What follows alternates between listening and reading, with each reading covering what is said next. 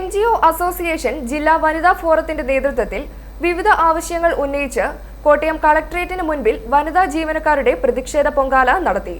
ജില്ലാ panchayat vice president Bindu Sebastian ഉദ്ഘാടനം ചെയ്തു.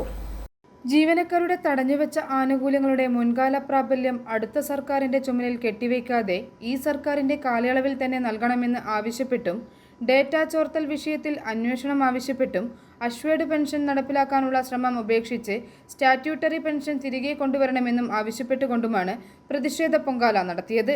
സംസ്ഥാന വനിതാ ഫോറം കൺവീനർ ത്രേസ്യാമ്മ മാത്യുവിന്റെ അധ്യക്ഷതയിൽ കൂടിയ യോഗം ജില്ലാ പഞ്ചായത്ത് വൈസ് പ്രസിഡന്റ് ബിന്ദു സെബാസ്റ്റ്യൻ ഉദ്ഘാടനം ചെയ്തു.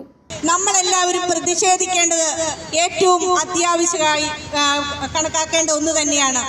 തീർച്ചയായിട്ടും സർക്കാർ മേഖലയിൽ ജോലി ചെയ്യുന്ന പ്രിയപ്പെട്ടവരെ അവരുടെ ആനുകൂല്യങ്ങൾ നിഷേധിച്ചുകൊണ്ട് ഇപ്പോൾ ആ ആനുകൂല്യങ്ങൾ ഈ ഭരണം തീരാറായപ്പോൾ അനുവദിച്ചിട്ടുണ്ട്.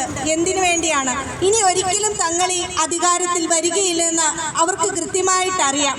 അങ്ങനെയാണെങ്കിൽ അടുത്തതായിട്ട് വരുന്ന ഭരണസമിതിയുടെ തലയിൽ ഇതെല്ലാം കെട്ടിവെച്ചുകൊണ്ട് ഈ DA കുടിശ്ശികകളും മറ്റും വലിയൊരു സർക്കാരിന് വലിയൊരു ബാധ്യതയാക്കിക്കൊണ്ട് ഇറങ്ങിപ്പോകാം എന്നാണ് ഇപ്പോൾ കണക്കുകൂട്ടിയിരിക്കുന്നത്. മഹിളാ കോൺഗ്രസ് സംസ്ഥാന secretary Geetha Sreekumar, NGO association സംസ്ഥാന ട്രഷറർ VP ബോബിൻ, ജില്ലാ പ്രസിഡന്റ് സതീഷ് ജോർജ്, ജില്ലാ സെക്രട്ടറി സോജോ തോമസ്, ജില്ലാ വനിതാ forum convener Leena Mol, Bindu S, Sanjeeni Mathew, Rekha MG, Jayasree PB, Shahida Ansari, Sheena PL, Asha, Sandhya Raveendran, V Jayasree, Sreelatha PN എന്നിവർ സംസാരിച്ചു.